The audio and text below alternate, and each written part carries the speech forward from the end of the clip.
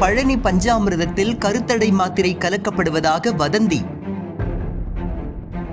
இயக்குனர் மோகனை அதிரடியாக கைது செய்த காவல்துறை.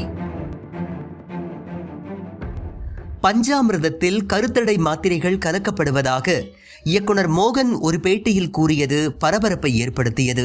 இதேபோல பாஜக பிரமுகர்கள் வினோஜ் பி செல்வம் உள்ளிட்டோரும் சர்ச்சைக்குரிய அவதூறு கருத்துக்களை பரப்பி வருகின்றனர். இந்த நிலையில் இவர்கள் மீது பழனி உள்ளிட்ட இடங்களில் காவல் நிலையங்களில் புகார்கள் அளிக்கப்பட்டதாக கூறப்படுகின்றது.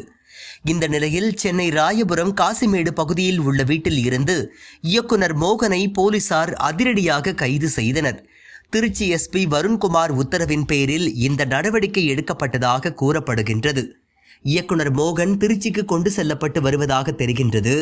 பழைய வண்ணாரப்பேட்டை, ருத்ரதாண்டவம், திரௌபதி உள்ளிட்ட படங்களை இயக்கிய மோகன் அதில் ஒரு குறிப்பிட்ட தமிழ் சமூகத்திற்கு எதிரான அவதூறு கருத்துக்களை பரப்பியதாக அவர் மீது விமர்சனங்கள் உள்ளன. தொடர்ந்து பாஜக, பாமக கட்சிகளுக்கு ஆதரவாளராக தன்னை காட்டிக்கொண்டு சமூக வலைதளங்களில் வலம் வந்தார்.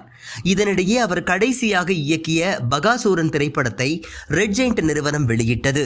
இதனால் சில நாட்கள் அரசியல் கருத்துக்கள் கூறாமல் இருந்து வந்த மோகன் தற்போது மீண்டும் சர்ச்சைக்குரிய வகையில் பேசி கைதாகியுள்ளது குறிப்பிடத்தக்கது.